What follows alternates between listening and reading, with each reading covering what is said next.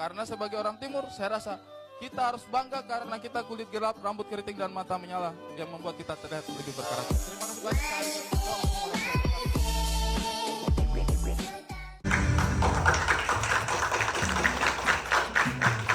Selamat sore dan selamat datang dalam debat publik yang pertama Pilkada Kabupaten Nabire tahun 2024.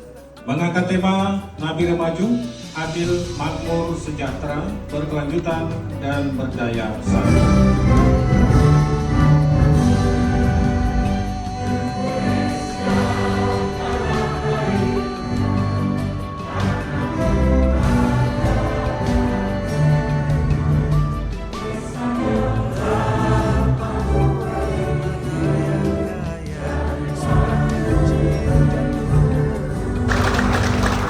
Ibu, hadirin yang kami hormati, mohon duduk. Pilihan yang tepat nomor 1 harus membawa perubahan nomor 1. Aman harus tertata untuk Nabire Maju. Orang cerdas pasti pilih nomor 1. Anak Nabire Maju boleh.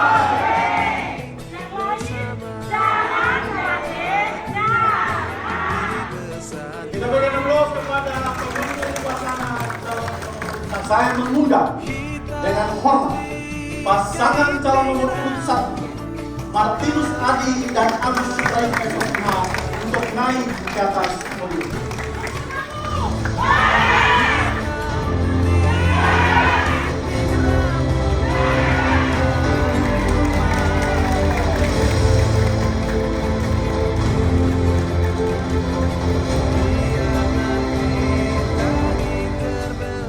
Pasangan calon nomor 1 untuk menyampaikan visi, misi, dan program kerja. Nabire adalah miniatur Indonesia kecil, di mana semua kita hidup kecil. Karena itu pemerintah harus memastikan yang pertama adalah rasa aman. Dengan rasa aman kita akan beraktivitas dengan semua level. Yang pertama, yang kedua adalah keadilan. Keadilan ini sangat penting supaya tidak terjadi gap. Misalnya pembagian jabatan OPD, jabatan OPD tidak hanya satu marga atau satu suku, harus merata. Kenapa? Supaya tidak terjadi kecemburuan sosial yang dimana pada akhirnya juga memunculkan gap atau ketidakadilan. Lalu yang ketiga adalah kesejahteraan. Bicara kesejahteraan, bicara soal pendidikan, bicara soal kesehatan, bicara soal pendidikan. Hari ini pendidikan kita sangat di bawah garis kemiskinan. Angka kemiskinan, angka anak-anak tidak sekolah mencapai 11.355. Itu dari statistik kita. Kita sudah survei di mana-mana, kita sudah kampanye dan pergi ke hampir setiap pelosok. Kita temukan di sana sekolah-sekolah di mana rusak, sekolah-sekolah gurunya tidak ada bahkan hamba Tuhan ikut mengajar di situ. Dan itu sangat riskan. Kalau ini terus dibiarkan, maka apa yang kita tangkap untuk 25 atau 50 tahun ke depan? Yang kedua adalah bicara soal kesehatan. Bapak Ibu sekalian, rumah sakit kita hari ini orang menangis di bawah apotek. Di mana obat-obat generik kita ditaruh di apotek-apotek yang dianggap oleh pemilik 1-2 orang dan dijadikanlah bisnis hari ini. Karena itu kita harus pastikan bagaimana jaminan kesehatan adil bagi semua supaya tidak ada lagi gap di mana orang harus mengeluh tentang kesehatan ini. Yang ketiga adalah soal infrastruktur. Infrastruktur ini jadi lahan politik, di mana masa di situ yang memilih dia harus bangun di situ. Sementara banyak daerah yang tidak terhubung jembatan maupun yang lain. Lalu yang keempat adalah kita akan bangun sport center. Pemuda Nabire itu potensi-potensi menjanjikan. Karena itu kita akan bangun stadion yang berskala nasional seperti Stadion Lukas NMB di Jayapura. Begitu juga dengan kesenian, begitu juga dengan budaya. Ini sangat penting. Kenapa? Karena dengan begitu pemuda-pemuda yang tadinya mau belok ke kiri tergolong dalam kelompok-kelompok yang kriminal atau apa, kita bisa tarik menjadi pemuda-pemuda yang berpotensi di Nabire ini. Lalu yang berikut adalah bicara soal wisata laut. Wisata laut kita sangat menjanjikan. Kita punya Ihu Paus, kita punya potensi laut yang sangat cukup luar biasa. Di mana ini hanya satu, Bapak Ibu sekalian, yang akan memastikan Nabire ini harus aman. Itu kata kunci. Kita pastikan Nabire ini, karena itu kita akan dongkrak di APBD kita. Nabire adalah anggaran keamanan yang besar. Kenapa begitu Bapak Ibu sekalian? Karena begitu dengan Nabire aman, 2 tahun atau 3 tahun berikutnya investor akan masuk ke Nabire. Mereka akan buka perusahaan-perusahaan atau wisatawan akan masuk. Akhirnya ekonomi harus bawakan bergerak. Lalu yang berikut adalah bicara soal pertanian, di mana pupuk kita kurang. Pupuk kita kurang, jadikan lahan bisnis. Ini kita sudah temukan di beberapa tempat, dan itu sudah survei kami. Lalu yang berikut adalah jangan berikan pancing kepada mereka yang pertanian, tapi berikanlah pancing kepada mereka yang melaut, berikanlah perahu kepada mereka yang melaut, dan berikanlah kepada petani cangkul. Supaya apa? Mereka benar-benar kerja di bidangnya masing-masing. Lalu yang berikut dan menuliskan hari ini adalah K2. K2 ini tergantung dan depan mereka, depan kita semua sedang demo di mana-mana. Kenapa? Mereka K2 dijadikan lahan politik yang sebetulnya tidak diterima, dan itu tidak akan diselesaikan. Dan hari ini jadi masalah. Yang hari ini masalah yang kita lihat di depan mata kita. Dan ini banyak riskan. Karena itu kami pastikan K2 kita akan selesaikan. Kenapa begitu? Karena ini jadi masalah yang terus akan menerus mengganggu konsentrasi kita di negeri. Leluhurku di sana, keriting rambutku, aku Papua.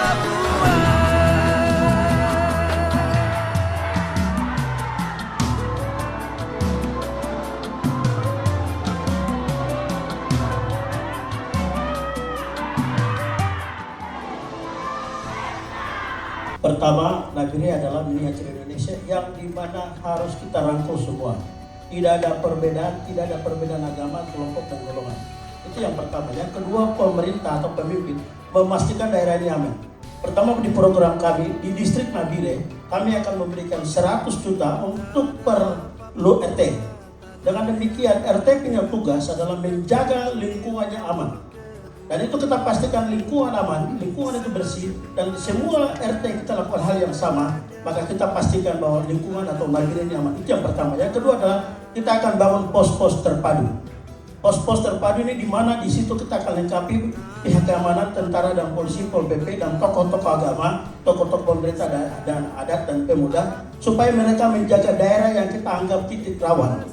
Kenapa harus kita jaga diri? Ini hampir 3 atau 4 tahun belakangan ini terjadi pembunuhan, pembacokan dan perampasan. Dan itu hampir rata-rata di satu Nabire.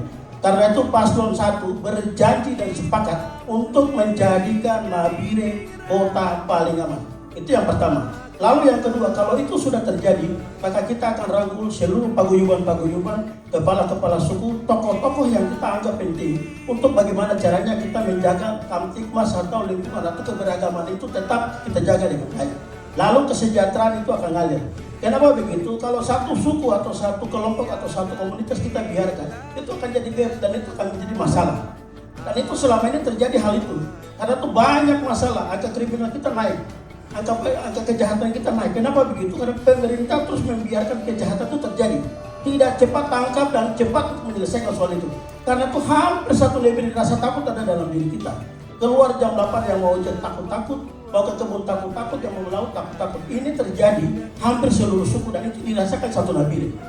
Karena itu kami memastikan yang pertama adalah memastikan kota Nabire aman dan adalah harta harapan. Tanah Papua, tanah leluhur, di sana aku lahir bersama angin, bersama damai. Terima kasih. Baik, kita ketahui bersama akhir-akhir ini mengenai keamanan dan stabilitas daerah, Nabire adalah kurang baik.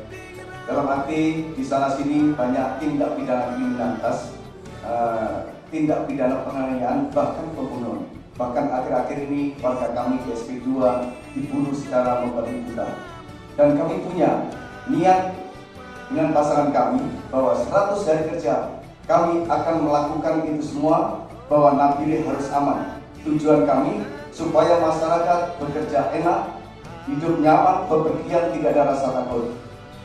Kiat-kiat kami adalah kami mempunyai program yaitu 101, 100 juta dan 1 RT. Dalam arti apa? 100 juta itu digunakan untuk memelihara keamanan lingkungannya dan membersihkan lingkungannya, sehingga lingkungan itu terjadi asri, masyarakat betah dan nyaman. Dan kedua, kami mempunyai program 1001, yaitu 1000 CCTV di setiap pelaku usaha. Jadi CCTV itu diarahkan ke jalan raya. Begitu ada tindak pidana kriminal, jadi penyidik dalam hal ini polisian tidak susah untuk mengungkap kasus ini. Karena beberapa kali ini kasus susah diungkap karena kurangnya alat bukti yang terjadi. Disitulah dan di titik-titik rawan, pemerintah daerah wajib memasang CCTV. Dan kami sudah hitung dengan tim kami, CCTV tidak sampai 5 juta per titik. Jadi di tempat-tempat yang tidak terjangkau oleh pelaku-pelaku usaha, itu wajib kita pasang CCTV mulai dari kampung sampai ke kota, sehingga itu orang akan melakukan tindak pidana pikir 2 kali karena akan diteropong oleh CCTV. Pasti kalau kami terpilih dan kami hanya membantu Pak Bupati untuk melaksanakan tugas-tugas di kabupaten, kami pastikan Nabire akan aman.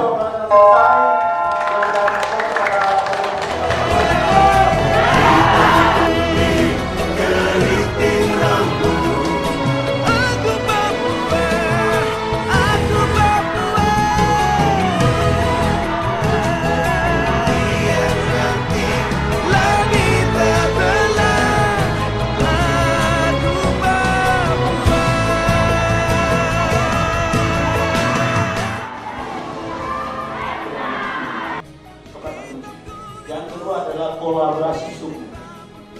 Jadi kita tidak lihat Nabire dari satu suku.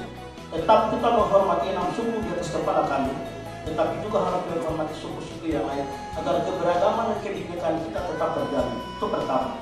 Lalu yang kedua adalah kita akan, ini wisatawan kita bukan hanya Yawi. Itu moral mesti bagus. Titik-titik ini kenapa tidak masuk turis dari sini? Kenapa tidak masuk hanya satu? Kepastian keamanan kita tidak berikan untuk wisatawan. Itu pertama. Dan itu terus dialami. Dan sampai kapanpun kepastian keamanan kita tidak berikan, maka sampai kapan Nabire tetap begini. Lalu yang kedua adalah bagaimana menggandeng anak-anak muda, menggandeng mereka yang seniman-seniman. Di sini banyak seniman. Seniman sedang tidur dan dilupakan hari ini. Bukan hanya Yospan, banyak sedukir, banyak noken-noken, banyak kreatif-kreatif yang tidak disentuh hari ini. Karena itu saya dengan Mas Agus, kita pastikan keamanan aman, maka kita akan genjot tadi. Ekonomi kreatif akan berjalan. Banyak lagi wisatawan di gunung, masih bisa kita garap. Bukan hanya SDA kita, masih banyak kearifan lokal yang masih bisa kita angkat. Ini sebenarnya sedang tidur di Nabire. Hanya kemauan dan hati pemimpin yang tidak tersentuh. Saya pastikan tadi, keindahan Nabire pesisir bukan hanya Teluk Jawa. Masih Mora masih indah, masih Wapoga masih indah, dan pesisir ini masih cukup cantik untuk kelola dengan tangan-tangan yang terampil. Demikian, untuk aku mau tambahkan. Baik, untuk seni budaya, contohnya kerajinan tangan dari mama-mama Papua. Saya kemarin berkunjung ke toko, beliau mengeluh banyak seni budaya yaitu dari noken maupun baju-baju adat tidak laku dijual. Saya pastikan begini, mama bagaimana mau laku dijual? Yang beli adalah biasanya wisatawan atau turis. Sedang wisatawan mau naik ke toko saja sampai di Palangonojo itu sudah pikir aman tidak. Jadi pertama kali yang kita lakukan adalah masalah keamanan harus benar-benar dirasakan oleh seluruh rakyat di Kabupaten Nabire ini. Jadi kunci utama adalah kita keamanan. Kalau keamanan yang terjamin, budaya pun akan punah. Karena budaya dari Jawa akan masuk di sini. Maka kita akan mendorong kepada kepala-kepala suku duduk bersama. Kami akan mendorong kepada DPRD untuk melakukan atau membuat perda sehingga budaya kita terlindungi oleh budaya-budaya dari luar, sehingga tidak ada yang mencaplok budaya kita diakui oleh budaya dari luar daerah Nabire. Demikian. Masih ada tersisa, silakan dilaporkan. Regulasi kita sangat penting karena itu keberpihakan proteksi terhadap OAP tentang ekonomi, tapi jauh penting. Kesenjangan ini kita kuat ke depan kalau kesenjangan itu terjadi. Itu juga karena itu kita harus dorong regulasi-regulasi yang berproteksi kepada kearifan lokal, budaya lokal dan itu kepada semua. Terima kasih kepada Tuhan. Harta harapan,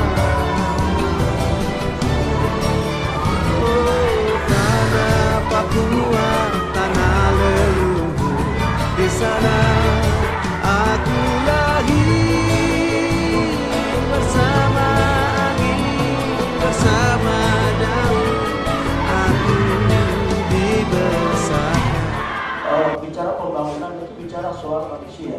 Pertama kita akan menggandeng kepala-kepala suku. salah satu sektor penghambat adalah soal hak layak dan hak keberuntungan tanah. Karena itu di masa kami akan gandeng kepala-kepala suku yang berada di situ supaya kita bicara dulu kira-kira seperti apa kita selesaikan. Barulah kita bicara soal pembangunan. Pembangunan itu bukan hanya pembangunan yang digunakan APBD. Kita masih ada APBD provinsi, kita masih ada APBD. Karena itu dia sinergi. Tapi kalau bicara soal hak adat tadi itu tidak diselesaikan baik, itu akan jadi masalah. Karena itu kita duduk sama-sama dengan kepala-kepala suku atau hak-hak pemilik tanah supaya kita selesaikan kira-kira pembangunan ini seperti apa. Tidak serta-merta pembangunan itu jalan dengan tanpa harus menghormati hak adat. Karena itu kita pastikan dulu bagaimana pemerintah dengan pemilik hak layak duduk selesaikan, barulah kita dorong pembangunan. Pembangunan itu sudah selaras, ada APBD pusat, provinsi dan daerah. Karena itu tidak harus kita, tapi harus semua stakeholder dalam rangka mendorong pembangunan itu jalan.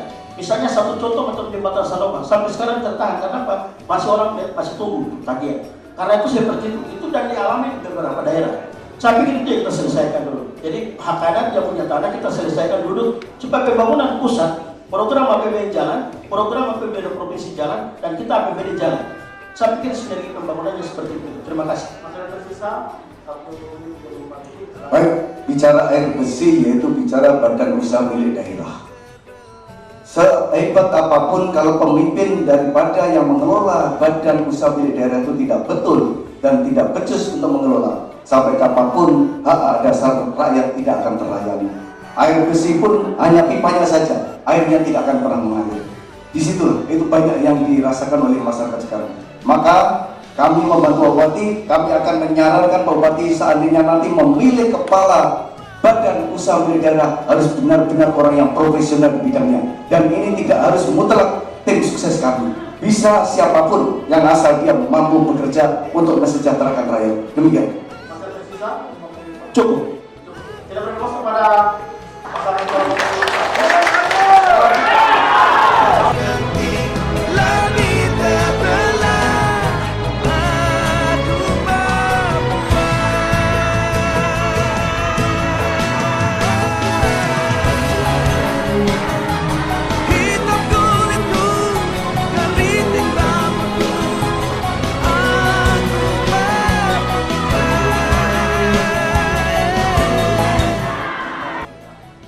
Pertama, untuk sinkronisasi soal regulasi, karena itu menyangkut dengan sumber-sumber PRI.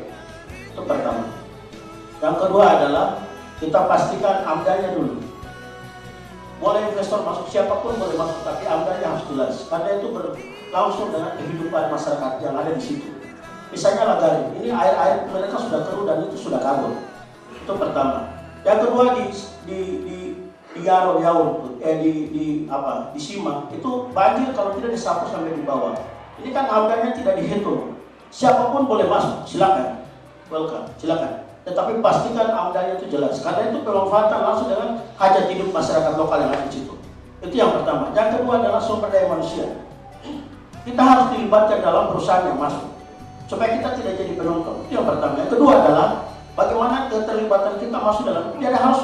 Bagaimanapun pemuda-pemuda itu harus dilibatkan dalam perusahaan-perusahaan yang akan masuk supaya tidak terjadi pengangguran yang otomatis di sini. Mungkin kalau ada tambahan, silakan. Jadi untuk pertambangan, khususnya pertambangan emas, harus dipastikan adalah perizinannya dulu. Betul-betul ada izinnya atau tidak, legal atau ilegal. Kita mau bicara AMDAL, bicara AMDAL. AMDAL itu diterbitkan ketika perizinan itu legal dari Kementerian Pertambangan dan Energi. Saya yakin Lagari adalah ilegal. Saya pastikan. Saya Kapolsek di sana 2 tahun. Ya, saya Kapolsek di sana 2 tahun. Dan pernah kami kejar itu semua melarikan diri. Itulah kepedulian pemerintah daerah harus melakukan pembenahan itu. Kalau boleh kita dorong menjadi izin pertambangan rakyat. Jadi masyarakat adat, masyarakat kecil yang merasakan, bukan pengusaha-pengusaha yang datang dari Cina, dari sini yang tidak tahu alamatnya. Itu kalau kami diberi amanah memimpin APBD, itu akan saya bereskan 100 hari kerja. Terima kasih. Masih ada 1 menit, bisa dimanfaatkan. Cukup. Kita berfokus kepada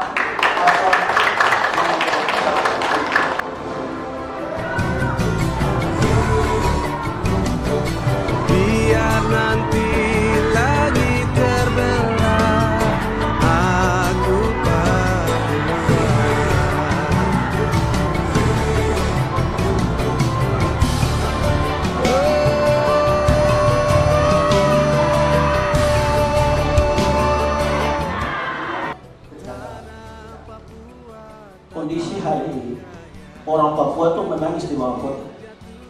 obat susah.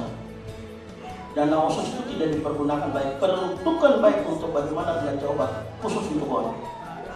Karena itu OAP itu duduk menangis di bawah apotek.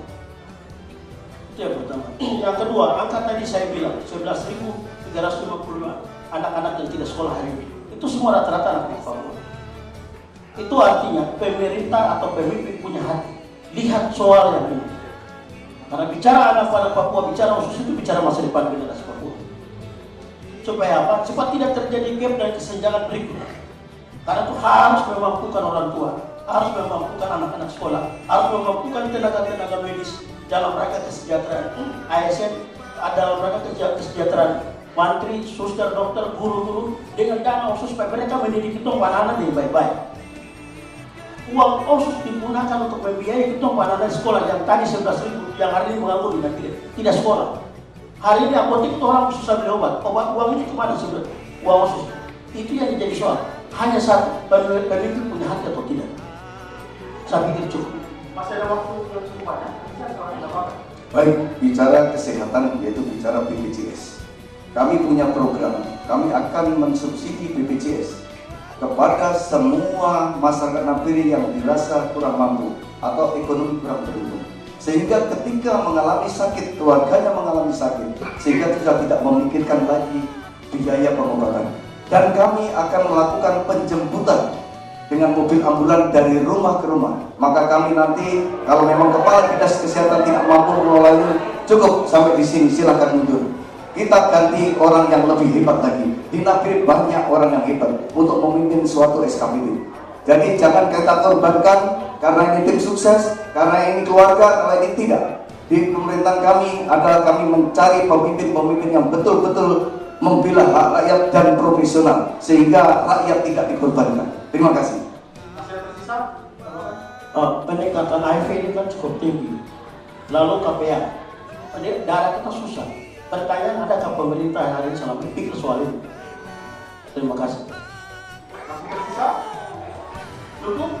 Cukup ya. Berikan aplaus kepada Paslon nomor 1. Aku Papua.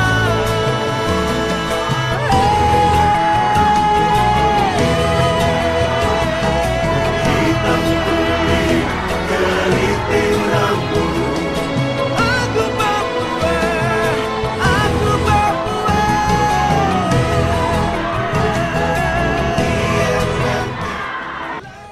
Pertanyaan pertama soal pendidikan.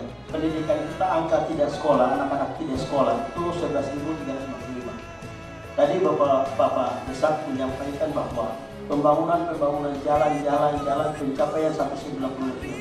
Kira-kira pendidikan ini masalah masa depan. Kira-kira seperti apa yang buat untuk menyelesaikan masalah 11.350 dan yang lain-lain. Terima kasih. Baik, terima kasih. Silakan dijawab. Baik, terima kasih. Soal pendidikan itu tidak terlepas daripada penjelasan saya tadi bahwa asrama 2 Jayapura yang belum bisa terbangun, saya sudah bangun. Tahun ini sedang bangun di asrama 2 lantai lagi di Manokwari. Yang ketiga, anak-anak suku terasi dari daerah Corona. Saya sudah datangkan di dalam kota ini untuk mereka mendapatkan sekolah yang layak seperti anak saya. Kemudian ada berapa asrama? Asrama Katolik di Bukit Durian, saya sedang bangun untuk bina anak-anak yang putus sekolah seputar daerah Pasar Karang dan sekitar. Kita kerja sama dengan pastoral. Mengisi kekosongan guru yang tadi saya sampaikan, kita tanamkan dan berikan bantuan kepada yayasan untuk mengangkat guru yayasan. Tetapi mulai tahun 2023, kita guru sudah sangat banyak dengan adanya guru P3K. Sehingga penempatan guru kita semua ratakan seluruh wilayah Kabupaten Nabire. Sehingga untuk mendapatkan pelayanan pendidikan yang baik pasti akan terjawab. Apalagi sekarang ibu kota provinsi Papua Tengah ada di sini, sehingga pasti akan intervensi oleh provinsi untuk mengangkat pendidikan yang layak bagi orang Papua Tengah. Terima kasih. Silakan dijawab. Saya kira belum dijawab. Kira-kira 11.355 itu mau dikemanakan anak-anak yang putus sekolah. bukan soal fisik pembangunan asrama di Jayapura. Di Topo itu gedung sekolahnya sudah bocor-bocor. Di Mora itu, di Kama itu sekolah dulu hanya 2, itu pun yayasan.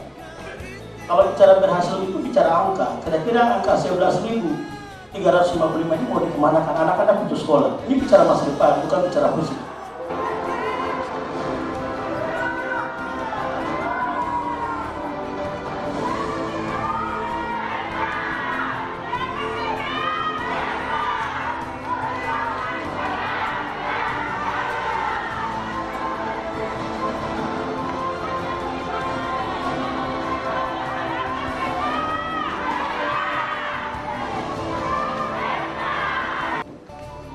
Saya ingin mendapat gambaran kira-kira nanti seandainya masyarakat memberi tanggung jawab kepada saudara dan di Kasatpol PP yang cara-cara apa sehingga bisa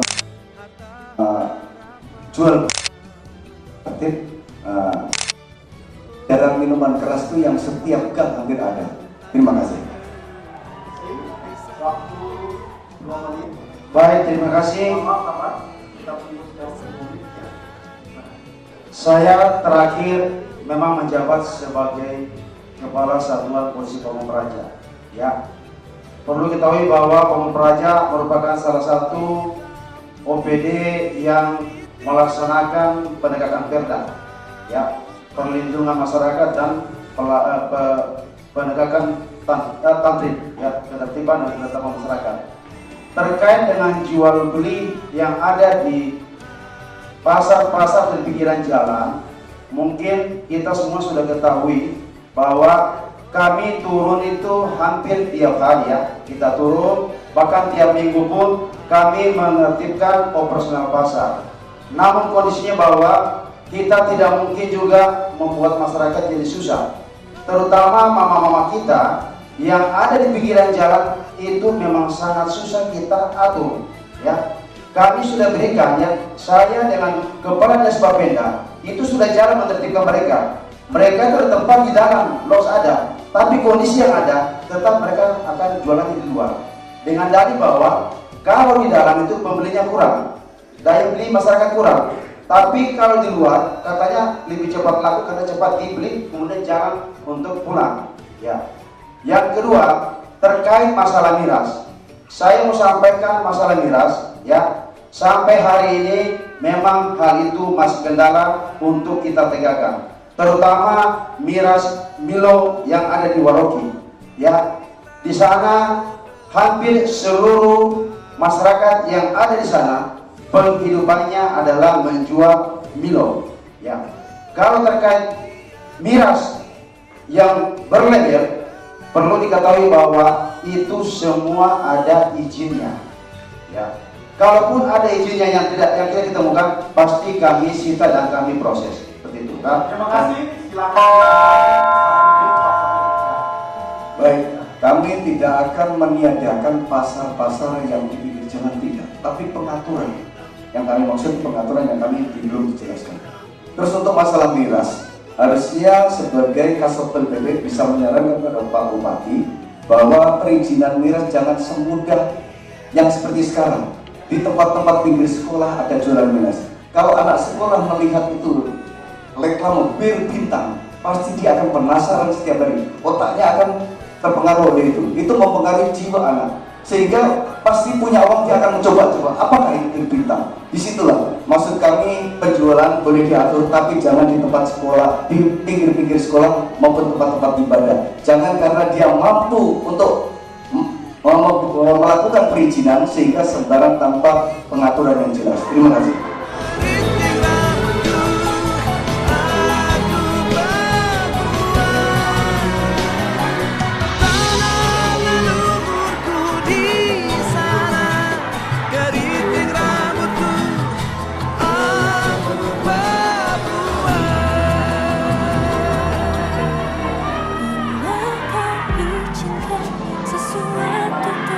Martinus Adi dan Agus Supraitno Sos.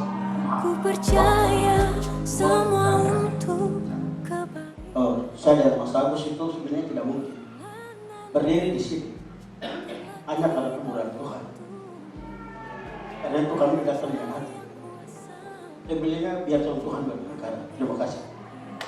Kita berikan pos kepada pasangan calon nomor urut 1.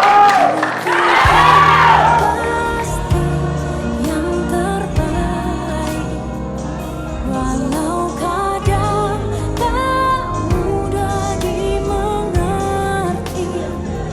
lewati cobaan, ku tetap percaya waktu Tuhan pasti yang terbaik.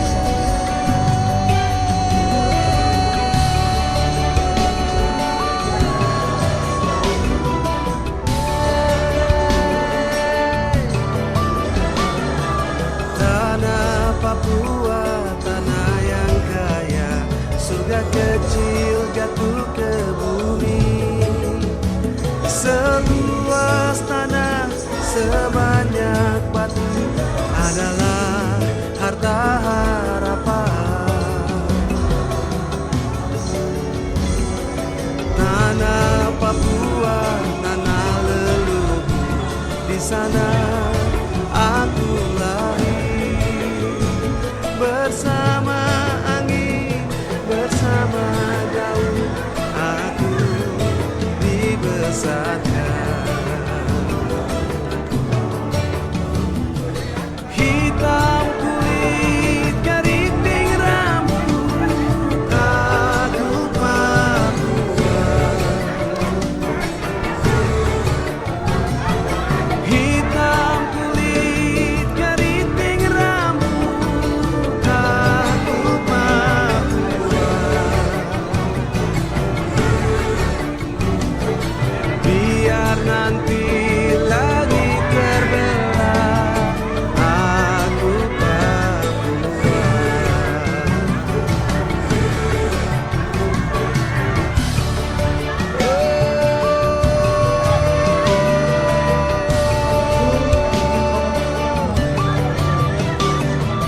Tanah Papua, tanah yang kaya, surga kecil jatuh ke bumi. Seluas tanah, sebanyak batu adalah harta harapan. Oh, tanah Papua, tanah leluhur, di sana